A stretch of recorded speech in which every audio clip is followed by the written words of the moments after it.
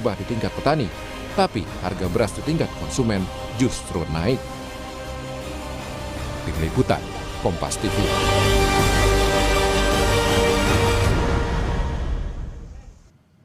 Apa solusinya agar masyarakat tidak merugi karena beras oplosan? Di mana pangkal masalah tata kelola beras? Kita akan ulas bersama dengan anggota Komisi 4 DPR dari fraksi Nasdem. Sudah ada Mbak Cindy Monica Salsabila Setiawan, kemudian ada pengamat pertanian Asosiasi Ekonomi Politik Indonesia, AEP Kudori, Pak Kudori, kemudian juga ada Ketua Umum DPP Perkumpulan Penggilingan Padi dan Pengusaha Beras Perpadi yang juga pernah menjabat sebagai Dirut Bulog periode 2009 hingga 2014, Pak Sutarto Alimuso. Selamat pagi Bapak-Bapak dan juga Mbak Cindy, selamat pagi. Assalamualaikum semuanya. Waalaikumsalam, pagi.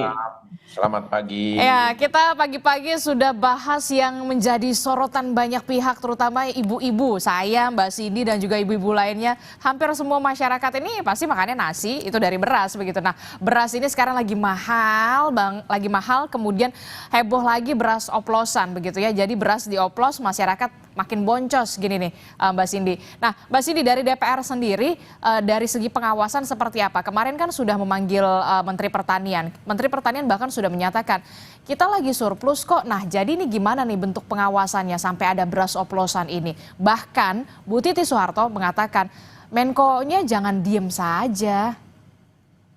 Baik, terima kasih Mbak. Jadi secara fungsi kita dalam pengawasan, temuan ini merupakan impact atau rentetan isu yang kita temukan dari bulan Mei dan Juni. Sudah tercium oleh Komisi 4 DPR RI. Saat itu stok beras pemerintah sedang melimpah-limpahnya, naik 14% per bulan Mei sampai menyentuh 3 jutaan ton. Tapi kita mendapat pengaduan di pasar dan terjadi seluruh Indonesia, khususnya dalam beras premium, ini harganya naik 15-20% dari HET. Saya selaku anggota Komisi 4 dalam rapat kerja kami saat masa reses itu sudah memerintahkan seluruh mitra, dalam konteksnya ini waktu itu Kementerian Pertanian, Bulog, juga Bappenas, untuk segera melakukan SPHP dan juga menyelidiki kenapa temuan ini bisa terjadi, kenapa harga luar biasa melonjak, utamanya waktu itu di provinsi dapil saya, Sumatera Barat, harga beras premiumnya itu paling tinggi. Berapa itu Mbak Cindy? Waktu itu sampai di 19.000, naik 19.000. kalau 15% dari HET. Oke. Nah, saat itu saya langsung minta mitra untuk menindaklanjuti, lalu dilaksanakan SPHP, dan akhirnya Menteri Pertanian menyelidiki hal ini, melakukan tes di 10 provinsi, 10 titik pasar dengan lembaga independen, lembaga uji independen, lalu menemukanlah dari khususnya 136 sampel beras premium, hampir 86%-nya ini tidak sesuai dengan mutu. Oke, jadi apa yang kemudian setelah kemudian memanggil mitra kerja begitu ya, tadi juga sudah disebutkan oleh Menko Bidang Pangan juga, ini bisa ke koperasi desa soal pendistribusian dan segala macam. Masyarakat jadi bingung, masyarakat kan cuma mau tahu jawabannya, siapa yang harus bertanggung jawab dengan ini semua soal beras oplosan yang bahkan kita tahu ada 212 merek loh, Mbak Cindy, di pasaran begitu ya, yang ternyata kita beli berasnya premium, ternyata dioplos begitu ya. Beras yang medium mahal juga harganya. Nah, ini jadi kita bertanya-tanya tata kelolanya seperti apa dan apa yang bisa didorong dari DPR sendiri. Sidakkah atau semacam apa yang kemudian bisa didorong dari DPR? Ya, jadi kemarin melalui rapat kerja dengan kementerian, memang Menteri Pertanian saat ini akan sangat kooperatif berkoordinasi dengan Satgas Pangan untuk mengusut tuntas kasus ini. Tentu kita perlu tahu, Komisi 4 khususnya mitranya itu pertanian, kita memang sebetulnya untuk mempersiapkan di bagian hulunya, Mbak. Tapi karena ada temuan ini, tentu kami di Komisi 4 mendesak agar seluruh KL yang terkait. Di sini tidak hanya Menteri Pertanian, Bulog atau Bappenas, tapi ada Menteri Perdagangan, ada Satgas Pangan, ada Kementerian Industri untuk cepat menindaklanjuti kasus dan temuan ini. Oke. Jadi kami juga menuntut transparansi dari pemerintah dan penegak hukum, jangan sampai pemerintah kebobolan lagi dalam pengawasan pangan kita karena ini tidak main-main. Ini soal perut rakyat, soal makanan yang dikonsumsi oleh masyarakat kita. Oke, betul. Saya setuju. Ini soal perut begitu ya. Semua masyarakat membeli beras begitu ya untuk kemudian makan nasi begitu ya. Saya ke Pak Sutarto. Pak Sutarto, ini kan Anda juga pernah menjabat sebagai Dirut Bulog periode 2009 hingga 2014 nih. Hal semacam ini lazim nggak sih sebenarnya begitu ya? Kita kan jadi bertanya-tanya begitu. Beras lagi surplus, kemudian berasnya naik harganya. Terus ada beras oplosan ternyata dari 4 kementerian atau ada Kemendak, Bappenas, Bulog. Jadi sebenarnya siapa yang paling bertanggung jawab dari soal permasalahan ini, Pak Sutarto? Iya, terima kasih. Ini kan tadi Bu Cindy juga sudah menyampaikan bahwa ini rentetannya tentunya ada bukan kejadian hari ini itu akibat dari hari ini juga. Jadi kita tahu bahwa produksi kita memang sampai dengan bulan Juni ini surplusnya kita tahu sekitar 3,2 juta ton. Nah, kemudian anggota kami juga membantu pemerintah di dalam pengadaan dalam negeri sehingga pengadaan dalam negeri mencapai sekitar 2,6 juta ton. Sehingga sisa yang ada di lapangan pada dasarnya itu hanya sekitar 600.000 ton. Sekalipun kita tahu tahun lalu kita juga masih punya stok. Nah, dengan situasi yang begitu tipis stok yang dikuasai masyarakat pada bulan Mei, dan pada bulan Mei kan sudah terjadi penurunan produksi. Dalam arti ini musiman.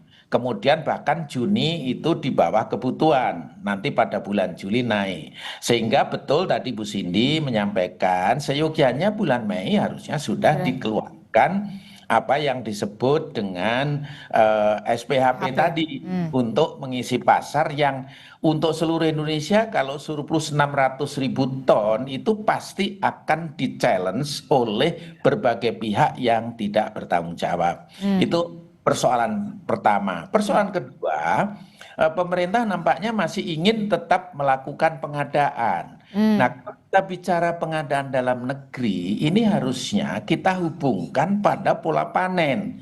Pada saat panen raya, oke, kita karena di situ surplus, kita bisa membeli. Tapi pada saat minus seperti ini, jangan tetap dipaksakan.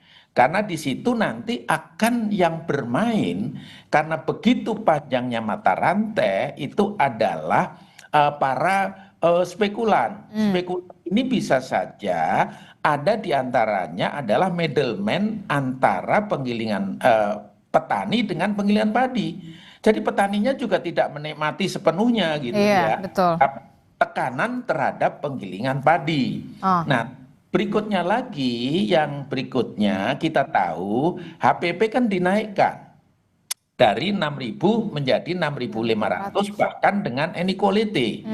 Dan kita setuju untuk membantu petani, tetapi di lain pihak HET itu kan tetap jadi 12.500 sampai di lapangan. Nah, itulah yang menjadi tekanan lagi terhadap teman-teman penggilingan padi, terutama yang kecil-kecil.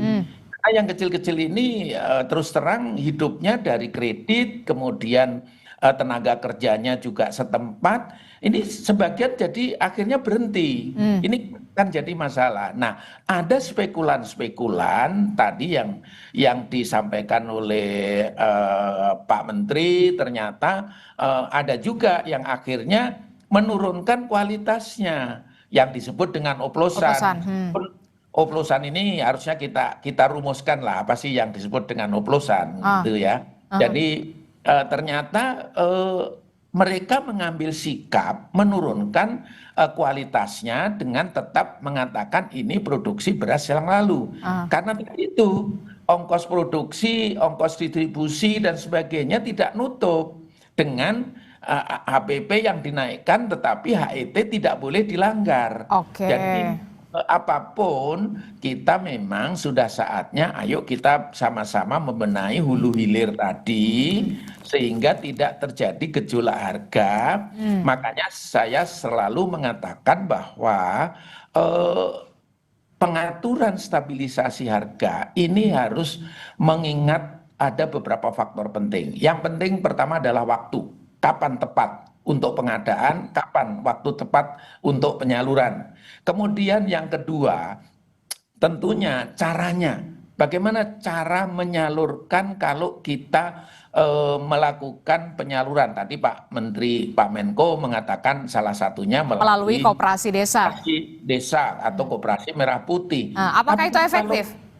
Kalau semua dikontrol dengan baik, saya pikir masyarakat yang lain pun juga siap untuk melakukan kan. Jadi ini kontrol ini, pengawasan ini yang sekarang sedang digerakkan, saya pikir sangat baik.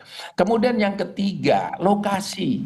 Lokasi ini pada saat daerah-daerah yang panennya akan surplus, saya pikir itu jangan dilakukan operasi pasar. Tetapi daerah-daerah yang selalu minus, ya silakan, tapi harus diukur dengan baik. Nah, kemudian harga, tentu harga juga jangan terlalu jauh dengan harga pasar. Kalau terlalu jauh dengan harga pasar, ya dioplos tadi kemungkinannya. Jadi hal-hal seperti ini yang harusnya menjadi perhatian kita. Jadi bagaimana kita melakukan agar stabilisasi ini bisa terjaga dengan baik. Oke, jadi harus ada pembenahan dari hulu sampai hilir begitu ya. Karena kalau tidak salah ada 212 merek loh Pak terkait dengan pengoplosan ini, dan kita nggak main-main, produsennya, pemainnya itu adalah pemain perusahaan-perusahaan besar begitu. Nah, saya mau ke Pak Kudori dulu. Pak Kudori, ini kan merek-merek yang diduga untuk mengoplos beras premium ini berasal dari perusahaan besar, bahkan pemain lama begitu ya. Nah, kalau dari kacamata Anda sendiri ini memang sudah permainan lama atau seperti apa? Walaupun ketika kemarin ketahuan beras dioplos, barulah ini ditarik sama produsen-produsennya produk-produk mereka. Nah, ini gimana sebenarnya kenyataan fakta di lapangan? Ya, baik Mbak Adisti, terima kasih. Ya, yang pertama penting saya kira untuk diklirkan supaya keresahan produsen, keresahan konsumen terkait oplosan itu betul-betul menjadi jelas. Yang pertama ya, saya kira kita semua harus mendudukkan persoalan ini pada hal yang sesungguhnya, termasuk media saya kira. Kalau kita runut, saya coba buka-buka ya, saya coba gali lagi kapan Pak Menteri ngomong soal oplosan, kapan Pak Menteri menyampaikan ada dugaan 3 pelanggaran itu yang dilakukan oleh 212 merek itu. Yang pertama soal investigasi terhadap 268 merek yang kemudian ditemukan 212 merek yang dicurigai, diduga melakukan 3 pelanggaran itu, penurunan volume, menurunkan mutu dan menjual di atas HET. Itu kan disampaikan dalam konferensi pers tanggal 26 Juni ya, 26 Juni 1. Nah, beliau ngomong oplosan itu adalah tanggal 30 Juni pada saat Hari Krida Pertanian. Dan konteksnya jelas gitu ya, konteksnya jelas. Beliau menyampaikan bahwa beras yang dioplos itu beras SPHP. Beras SPHP itu apa sih? Beras cadangan pemerintah yang antara lain digunakan untuk operasi pasar dan biasanya dijual di bawah harga pasar. Kalau dioplos terus dijual dengan harga pasar, memang untungnya gede gitu. Nah, beliau menyampaikan beras SPHP yang dioplos adalah 80% dari 1,4 juta ton. Kalau saya buka-buka data ya, 1,4 juta ton itu adalah beras SPHP tahun lalu. Tahun lalu, jadi bukan hari ini. Jadi penting saya kira buat publik, buat konsumen untuk memahami ini. Dan salah satu yang kurang dan tidak disampaikan Pak Menteri adalah konteks waktunya. Karena kalau beras oplosan itu adalah SPHP tahun ini, menurut saya kecil kemungkinannya. Pertama, beras SPHP itu berbulan-bulan tidak disalurkan, baru tanggal 12 Juli kemarin itu disalurkan. Nah, itu jadi pertanyaan kita, kenapa begitu lama jangka waktunya kemudian baru didistribusikan baru sekarang ini? Ini kan yang kemudian jadi pertanyaan, yang juga menjadi pertanyaan ya kan masyarakat lagi yang kemudian dirugikan. Betul, makanya saya juga mempertanyakan, kan pemerintah memberi target kepada Bulog untuk melakukan penyerapan setara beras itu 3 juta ton. Dan itu sudah hampir kecapek ya. Hari-hari ini mungkin 2,75 gitu ya. Nah, dengan ditambah carry over atau sisa stok akhir tahun lalu 1,8 juta ton, terciptalah rekor sepanjang sejarah itu, 4 juta ton. Gitu. Hari-hari ini 4,3 juta ton. Tapi yang dilakukan pemerintah kan hanya menumpuk di gudang. Menurut saya ini salah satu kekeliruan ya. Beras itu adalah barang yang tidak tahan lama. Kalau kita memperlakukan barang yang tidak lama itu menjadi stok yang statis, hanya ditumpuk untuk memecahkan rekor, ini salah satu kekeliruan. Jadi karena apa? Karena pada titik tertentu itu selain susut volume ya, itu pasti ada kemungkinan untuk turun mutu, bahkan rusak. Dan yang tidak kalah penting adalah biaya pengelolaan, biaya di gudang, itu terus berputar. Buat operator seperti Bulog, ini adalah sesuatu yang memberatkan. Per Mei kemarin, Mbak, info yang saya dapat, Bulog itu sudah rugi 4,3 triliun. Ini karena apa? Karena Bulog terus diminta melakukan pembelian, tidak ada penjualan, tidak ada penyaluran. Nah, menurut saya ini salah satu kekeliruan. Dan kalau dikaitkan dengan pelampauan HET seperti yang disampaikan Bu Cindy tadi, sebetulnya pemerintah sudah sangat-sangat terlambat. Kalau kita menggunakan data HET beras medium, itu sebetulnya sudah bertahun-tahun terjadi pelampauan HET. Kalau kita persoalkan hari-hari ini, itu kemana saja kita? Kalau kita sepakat HET itu adalah batas atas, sebetulnya ini sudah warning bertahun-tahun dan pemerintah harus melakukan intervensi dengan menggunakan stok yang menggunung itu gitu ya untuk mengendalikan harga supaya masyarakat daya belinya tidak terganggu, tapi itu tidak dilakukan. Itu salah satu kekeliruan. Dan ini ya itu adalah salah satu kekeliruan yang tadi Anda sebutkan begitu ya, ditahan-tahan gitu. Apa yang kemudian menjadi pertanyaan kita semua sampai kemudian pendistribusian SPHP ini kemudian baru keluar di bulan Juli ini begitu ya, ketika lagi ramai heboh beras oplosan. Terus pasti akan ada tanda tanya besar begitu ya. Apa yang perlu dibenahi? Apa yang harus segera dibenahi? Kita tahu 4 institusi besar pengendali beras, ada Kementerian Perdagangan, Kementerian Pertanian, Bulog, Bappenas, tapi kita ngelihat ya harga beras tiap tahun ini selalu masih ada aja yang nggak beres. Pertanyaan selanjutnya kepada bapak-bapak dan juga ibu, masih relevankah 4 institusi ini ada di negeri ini? Tanggapan Anda nanti akan kami hadirkan di Sapa Indonesia Pagi sesaat lagi, usai jeda kami akan kembali.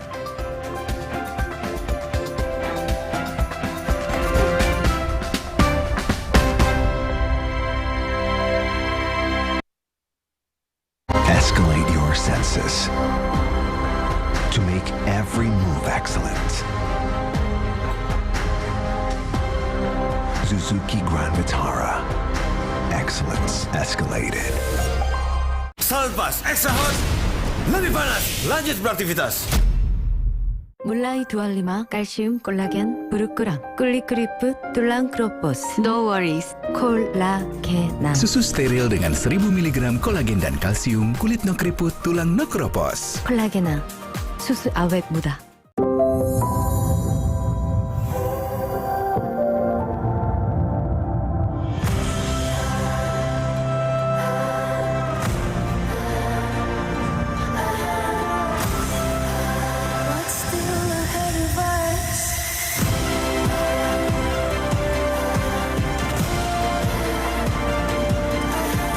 Samsung Galaxy Z Fold 7 dan Z Flip 7. Kunjungi toko terdekat dan pre-order sekarang. Aku Viva, hadiah miliaran. Cek tutup botolnya. Ada uang tunai, handphone, emas, sampai mobil. Cek tutup botol Aku Viva sekarang. Dari Wingsuit. 물라이 두알리마 칼슘 콜라겐 부르크랑 꿀리크리프 툴랑 크로포스 No worries 콜라겐 Susu steril dengan 1000 mg kolagen dan kalsium, kulit no keriput, tulang no keropos. 콜라겐아 수수 awet muda. Renovit dengan 26 vitamin dan mineral lengkap, bantu jaga kesehatan dan daya tahan tubuh. Dengan 26 vitamin dan mineral lengkap, bantu jaga kesehatan dan daya tahan tubuh. Minum Renovit, siap jaga kesehatan dan daya tahan tubuh. Produksi Konimax. Mie burung dara, pedas, gurih, kenyal, mendal-mendal. 4 rasa lebih berasa. Mie burung dara, enaknya nyambung terus. 물라이 두알리마 칼슘 콜라겐 부르크랑 꿀리크리프 툴랑 크로포스 No worries 콜라겐 Susu steril dengan 1000 mg kolagen dan kalsium, kulit no keriput, tulang no keropos. 콜라겐아 수수 awet muda. Aku Viva, hadiah miliaran. Cek tutup botolnya. Ada uang tunai, handphone, emas, sampai mobil. Cek tutup botol Aku Viva sekarang. Dari Wingsuit.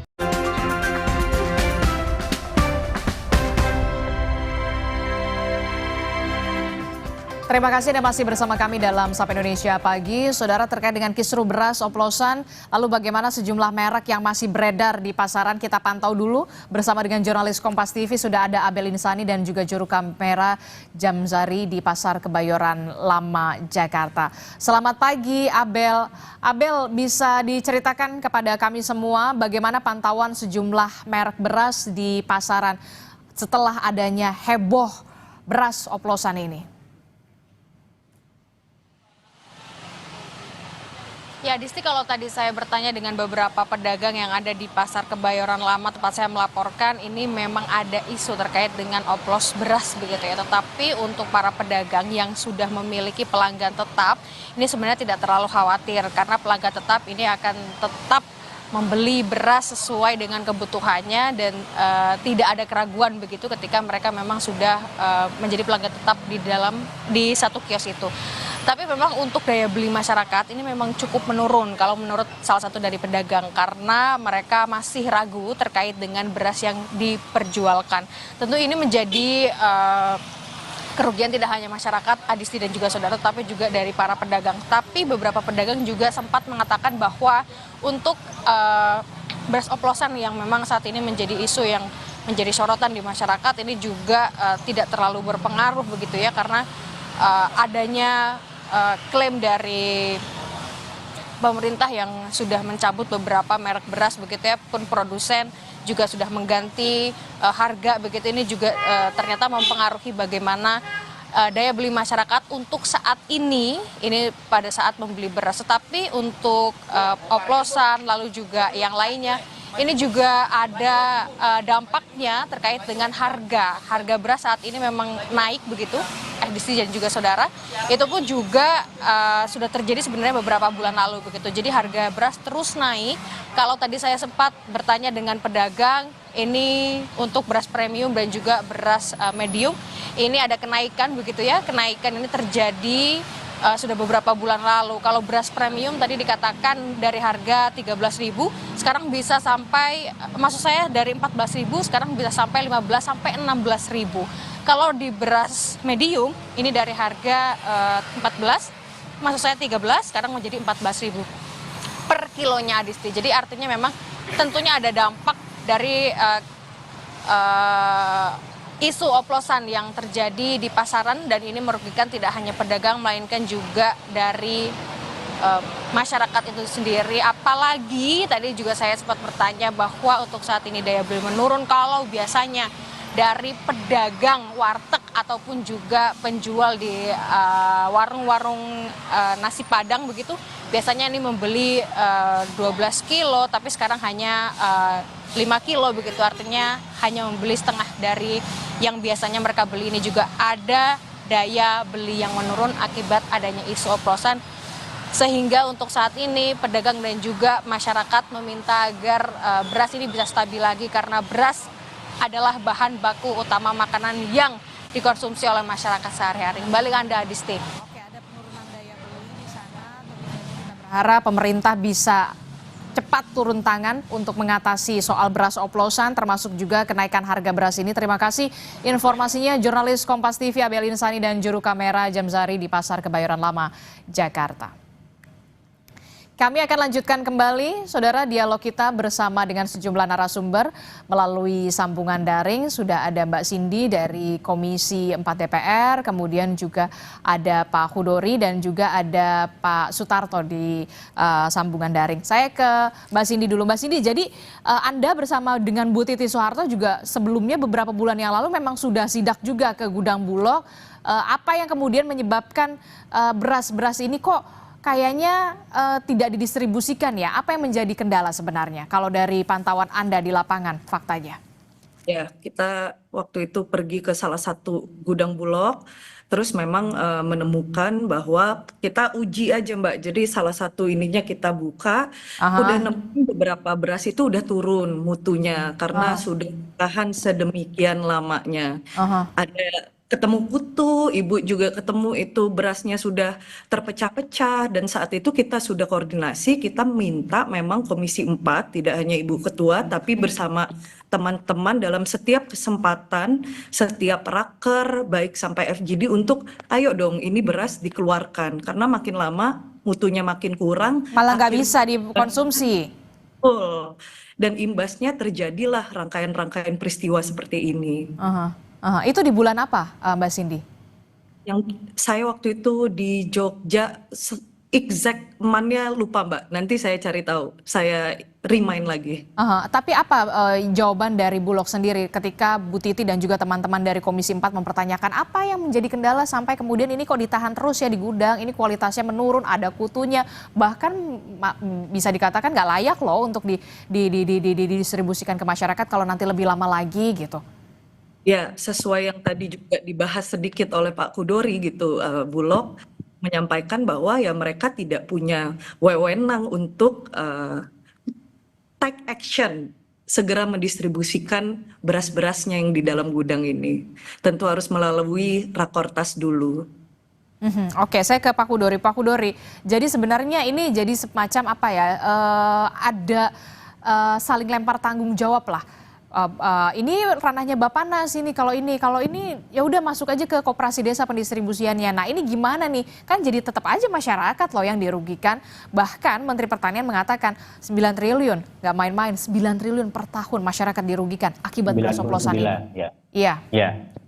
Ya, menurut saya yang disampaikan Pak Menko oke lah gitu. Tapi kita semua juga tahu KDMP, Koperasi Desa Kelurahan Merah Putih itu masih dalam proses pembentukan. Secara legal oke gitu ya, ada 80.000 unit, tapi yang betul-betul operasional saya kira belum banyak. Jadi sambil menunggu itu penyaluran SPHP harus terus dilakukan.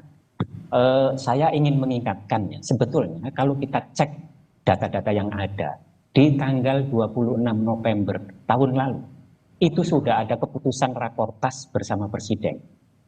Ada dua hal penting keputusan pada saat itu. Yang pertama adalah akan disalurkan SPHP masing-masing 150.000 ton targetnya ya di Januari dan Februari. Nah yang kedua adalah akan disalurkan bantuan pangan beras untuk 16 juta keluarga di Januari dan Februari juga. Masing-masing akan mendapatkan 10 kilogram. Kenapa Januari Februari? Karena ini paceklik. Tadi disampaikan Pak Tarto, paceklik ini situasi yang memang polanya seperti itu. Nah, SPHP sempat disalurkan di Januari sampai minggu pertama Februari. Berapa besarnya? 180.000 ton. Bantuan pangan beras belum sempat disalurkan. Nah, minggu kedua Februari stop. Alasannya tadi, katanya produksi melimpah, panen raya. Padahal Januari, Februari itu paceklik. Nah, pemerintah sebetulnya nggak konsisten. Jadi sebetulnya sudah ada keputusan akhir tahun lalu yang ternyata tidak dijalankan. Dan itu berlarut-larut, berbulan-bulan, sehingga baru tanggal 12 Juli itu dilakukan penyaluran baik SPHP maupun bantuan pangan beras. Apa yang membuat kemudian tidak dijalankan soal ini, aturan ini? Terus terang saya nggak tahu, tapi salah satunya saya kira soal anggaran, ya, soal anggaran. Anggaran misalnya bantuan pangan beras itu kalau kita cek sudah disampaikan pemerintah akan dimulai di Juni, gitu ya. Itu Anda bisa cek lah, itu pasti ada pemberitaan. Tapi molor penyalurannya sampai Juli ini, gitu. Dan hari-hari ini saya sudah mulai disalurkan. Nah. Sebetulnya Bulog itu tidak bisa jalan sendiri karena dia hanya operator. Betul. Ya. Dia untuk menyalurkan CBP yang punyanya pemerintah itu harus atas perintah dari regulator. Siapa? Badan Pangan Nasional. Tapi Badan Pangan Nasional juga tidak bisa jalan kalau tidak ada rakortas gitu. Kalau keputusan rakortas adalah tiba-tiba stop penyaluran baik SPHP maupun bantuan pangan beras, ya itulah yang dilakukan. Gitu. Jadi tidak ada instruksi dari rakortas ini yang kemudian menjadi kendala dan juga penghambat, dan ini bisa menjadi celah dong untuk bisa mendorong produsen kemudian mengoplos beras dengan aman, dengan lancarnya 212 merek loh yang dioplos. Ya, saya kira penting untuk dikelirukan dulu ya. Kasus pengoplosan dengan temuan 212 merek yang melakukan dugaan 3 pelanggaran itu saya kira berbeda. Ya. Karena seperti saya sampaikan tadi, pengoplosan itu konteksnya adalah tahun lalu. Gitu. Jadi salah satu yang lupa disampaikan Pak Menteri itu adalah ini konteksnya tahun lalu. Jangan sampai ini membuat masyarakat dan pedagang resah. Gitu. Karena kalau konteksnya hari ini, Mbak, nggak mungkin dan kecil kemungkinannya. Pak Menteri berarti dari tahun lalu ya? Iya, kasus tahun lalu. Karena Pak Menteri menyebut eksplisit beras SPHP yang dioplos itu 80%, jumlahnya 1,4 juta ton. 80% dari 1,4 juta ton itu 1 juta. Nah, kalau pedagang yang mengoplos itu mengambil margin 2.000 dikalikan 1 juta, 2 triliun. Oke, kalau yang beras premium yang dioplos? Nah, menurut saya penting untuk dikelirkan ya. Pak Tarto nanti bisa nambahin lah. Sebetulnya oplos itu kan kata lain dari mencampur ya, mencampur, mixing. Mixing rice itu hal biasa, hal yang lumrah, hal yang normal di industri berberasan. Yang disalahkan, yang tidak boleh adalah mengoplos, tapi untuk menipu. Misalnya apa? Harganya tetap sama, tapi kualitasnya ada dicampur.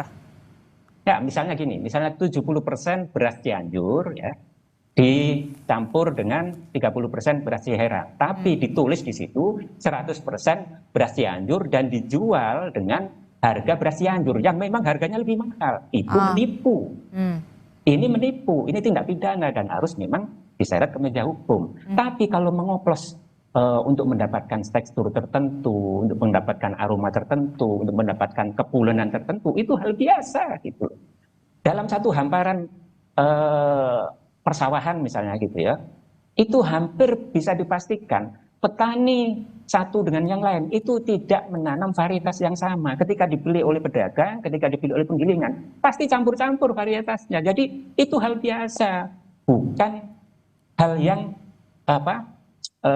tidak normal gitu. Yang kita sesalkan adalah kalau mengoplos itu, misalnya tadi beras SPHP yang memang dijual di bawah harga pasar, dicampur dengan beras biasa, dijual dengan harga yang lebih mahal untuk mencari keuntungan. Itu memang nggak boleh.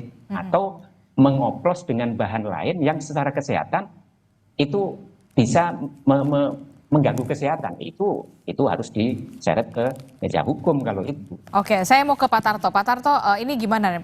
Ini kan kita lihat ya, dari dulu kok nggak beres-beres nih soal dari hulu sampai ke hilir, soal datanya pun berbeda-beda begitu ya. Data produksi di Kementerian Pertanian, data di stok Bulog, kemudian besaran impor. Perlu tidak kemudian kita semuanya data dari nol aja deh gitu, dimutakhirkan. Kita mulai dari nol soal penghapusan data atau ya kita bisa katakan amnesti data lah istilahnya begitu ya, atau apalah istilahnya itu. Apa yang kemudian harus segera dilakukan oleh pemerintah begitu, karena jangan sampai kemudian masyarakat ini jadi bingung, jadi resah.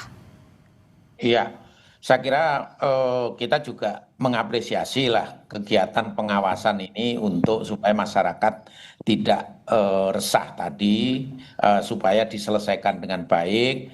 Dan kami pun dari Perpadi sudah mensosialisasikan sejak awal. Jadi kami tidak sependapat kalau misalnya penggilingan padi itu melakukan oplosan yang seperti dijelaskan oleh Pak Kudori tadi, oplosan negatif maksud saya. Nah, kemudian juga menipu dengan katakanlah katanya beras premium tetapi ternyata medium, tapi dijual dengan premium. Kami juga sepakat. Itu harus kita tertibkan, tetapi lagi-lagi akar masalah yang tadi saya sebutkan, ayo kita perbaiki. Jadi sebenarnya kita ini sudah punya yang disebut dengan sistem operasional prosedur. Pemerintahan selalu sudah punya. Kapan harus melakukan stabilisasi, karena beras terus terang memang kita tahu produsennya banyak. Kemudian yang kedua tersebar, yang ketiga bangsa kita ini memang sebagian besar makan nasi dari beras, dan juga daerah itu tidak semua surplus sehingga harus terjadi peredaran beras kemana-mana. Nah ini yang harus kita lakukan secara menurut yang tadi saya sampaikan, mulai dari kebijakan sampai kepada operasional dan pengawasan. Ini memang SOP ini harus kita lakukan gitu loh, lakukan secara konsisten. Menurut Anda selama ini tidak dilakukan secara konsisten sampai kemudian terakumulasi dengan begitu gamblangnya sampai hari ini terjadi begitu ya, soal beras mahal, beras oplos dan segala macam yang dirugikan lagi-lagi masyarakat. Iya, ada hal-hal yang harus kita perbaiki. Misalnya, pada kami setuju Januari Februari itu harusnya kita selalu kami sampaikan juga, itu adalah waktunya kita melakukan operasi pasar. SPHP harus dilangsungkan.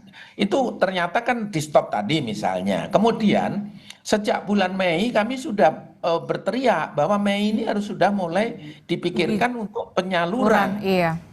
Tadi itu untuk mengisi kekurangan pasar tadi. Tapi tidak dilakukan secara maksimal. Ternyata belum, baru bulan Juli. Nah, kemudian termasuk bagaimana HET harusnya juga disesuaikan dengan HBP gabah yang ada. Sekalipun sebenarnya pemerintah selalu mengatakan HET ini adalah acuan. Oke, kalau acuan artinya itu kan acuannya pemerintah. Untuk tadi itu, menurut diskusi kita hari ini kan, kalau terjadi kenaikan berapa persen, kemudian berapa lama, nah pemerintah take action-nya apa? Tentunya memerintahkan Bulog untuk segera melakukan operasi pasar melalui PHP-nya. Jadi sebenarnya SOP ini sudah ada sejak lama, dan kalau kita ikuti sudurnya juga kapan dilakukan rakortas. Biasanya rakortas ini kan juga setiap kadang-kadang kalau dulu ingat saya setiap minggu dilakukan kalau mengenai beras ini. Kemudian berdasarkan data yang ada, berdasarkan fluktuasi produksi yang ada, stok yang ada, semua itu sebenarnya sudah bisa kita perhitungkan dengan baik, sehingga kapan harus dikeluarkan, kapan harus impor dan sebagainya. Itu sebenarnya SOP itu sudah ada. Buka yang lama itu sebenarnya sudah ada, dan itu yang bisa kita lakukan. Tentunya karena dinamika yang ada pasti harus ada penyesuaian. Dalam jangka pendek, menurut Anda Pak Sutarto, dari kacamata Anda, apa yang harus segera dilakukan? Ini empat institusi besar loh yang mengendalikan beras. Ada Kemendak, Kementan, Bulog, dan juga Bappenas. Dari 4 institusi ini, dalam jangka pendek, apa yang harus segera dilakukan secepatnya untuk bisa mengatasi permasalahan ini? Iya, yang pertama tentunya pemerintah harus segera, kalau tetap HET itu tidak boleh dilanggar, tentunya harus ada perbaikan HET, disesuaikan dengan HPP tadi, HPP gabah, disinkronkan. Yang kedua, tentunya pemerintah hari-hari ini stop dulu untuk pengadaannya. Jangan dipaksakan, karena memang kurang. Yang ketiga, operasi pasar harus besar-besaran dilakukan. Dikeluarkan cadangan itu untuk nyetop. Yang Keempat, pengawasan ditingkatkan. Pengawasan ini bukan hanya di penggilingannya, termasuk pelaku-pelaku yang melakukan meningkatkan harga gabah, tapi bukan petani yang untung, tetapi ini adalah pelaku-pelaku middleman ini. Ini juga kita tertibkan supaya teman-teman yang terakhir tentunya ini kan penggilingan padi ini juga harus jalan terus kan, karena dia menanggung bunga di bank, kemudian ada tenaga kerja. Jadi jangan sampai itu saja yang dikejar tapi yang lain tidak. Saya kira itu yang perlu dilakukan. Oke, Pak Kudori, menurut Anda dari segi jangka pendek apa yang bisa dilakukan oleh 4 institusi ini, institusi beras, institusi pengendali beras maksud saya, ada Kemendak, Kementan, Bulog dan juga Bappenas yang harus segera diselesaikan. Singkat saya kira saja. dalam jangka pendek penting seperti yang disampaikan Pak Tarto ya, untuk melakukan rakortas dan sesuaikanlah HET. Kalau mengacu kepada data-data yang ada selama 3 tahun terakhir, HPP gabah naik 47%. HET untuk beras medium naik 30%, tapi HET beras premium hanya naik 16%. Tidak seimbang. Jadi harus ada keseimbangan insentif di antara para pelaku. Yang kedua, lakukanlah operasi pasar besar-besaran, tapi kalau dengan mekanisme yang sekarang pakai klik SPHP, saya nggak terlalu yakin. Jadi penting untuk dicarikan outlet-outlet yang lain. Yang ketiga, tarik itu Satgas Pangan menjadi polisi ekonomi, ya. Dorong Direktorat Jenderal Tertib Niaga dan Perlindungan Konsumen Kementerian Perdagangan untuk di depan.